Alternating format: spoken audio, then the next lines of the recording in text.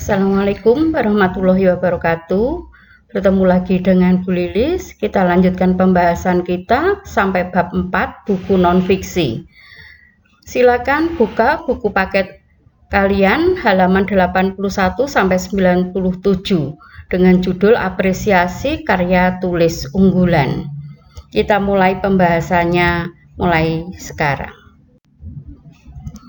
Kita akan bahas tentang perbedaan antara buku fiksi dan non-fiksi dulu sebelum kita nanti ke buku non-fiksi. Kita mulai dari buku fiksi. Buku fiksi itu sumber tulisannya adalah rekayasa, angan-angan, imajinasi pengarangnya. Yang kedua, bahasanya adalah bahasa rekaan tidak baku, boleh menggunakan sesekali bahasa daerah. Yang ketiga, kata-katanya bersifat konotatif, bersifat tambahan, bukan makna sebenarnya, makna tambahan. Yang keempat, dibangun oleh dua unsur, yaitu unsur intrinsik dan unsur ekstrinsik. Jadi ini ada di karya sastra. Bentuknya bisa cerpen, novel, ataupun drama.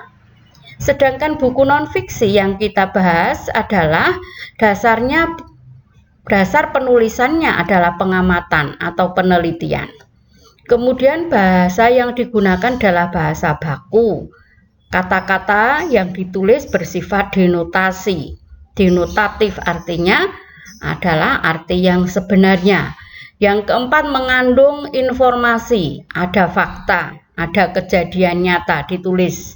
Kemudian yang kelima, menyajikan temuan baru atau temuan yang sudah ada kemudian diperbarui lagi. Yang keenam, ide yang tertulis jelas, sistematis.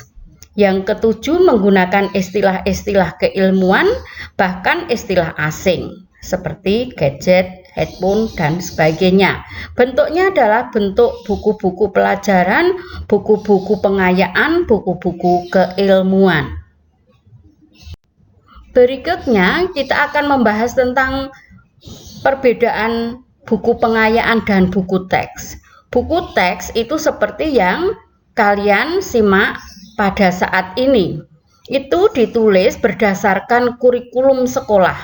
Jadi diterbitkan oleh pemerintah. Kemudian di dalamnya ada latihan soal, itu buku teks. Kemudian sebagai acuan untuk belajar siswa. Selalu berubah pasti karena disesuaikan dengan tuntutan kurikulum atau tujuan pembelajaran mata pelajaran tertentu. Sedangkan buku pengayaan adalah buku penunjang dari buku teks, biasanya diterbitkan oleh swasta. Tidak ada latihan soal di dalam buku pengayaan. Kemudian dimanfaatkan sebagai bahan acuan untuk bacaan umum, khalayak umum. Kemudian juga berubah tapi sesuai dengan kondisi situasi keilmuan yang sedang update, yang sedang dibahas terkini. Berikutnya adalah teknik analisis buku. Jadi kalau kita ingin mengetahui isi dari buku yang kita baca, itu bisa melalui model bedah buku yang disebut juga dengan resensi buku.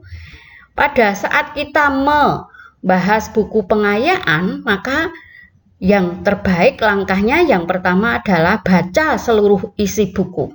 Tentu saja dengan memahami isinya. Yang kedua, tulis identitas buku, mulai dari judul buku, pengarangnya, tahun terbitnya, penerbitnya, mungkin ada nomor ISIN-nya, dan seterusnya ditulis. Kemudian tandai bagian-bagian yang penting, nanti kita laporkan. Kemudian membuat ringkasan isi buku. Kalau buku pengayaan terdiri atas bab per bab, maka dibuat per bab ditulis. Yang kelima adalah menilai buku. Nah, dicari kelebihannya apa? Apakah menarik, apakah jelas, apakah yang lainnya. Kelebihannya, kemudian sekaligus Anda cari kekurangannya. Di mana kekurang jelasan isi buku itu, apakah gambarnya, apakah penampilannya, dan seterusnya. Yang keenam adalah tulis pendapatmu. secara singkat mengenai isi buku dan seterusnya. Jadi silakan berpendapat.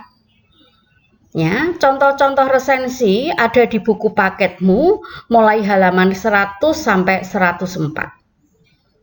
Ini penjelasan singkat tentang buku yang non-fiksi. Setelah ini, nanti berikutnya kita akan ketemu dengan buku fiksi. Terima kasih. Demikian pembahasan saya tentang buku non-fiksi. Jika ada kekurang jelasan, silakan simak dan baca materi di buku paket. Tetap sehat, tetap semangat, masa depan menanti kita. Terima kasih. Assalamualaikum warahmatullahi wabarakatuh.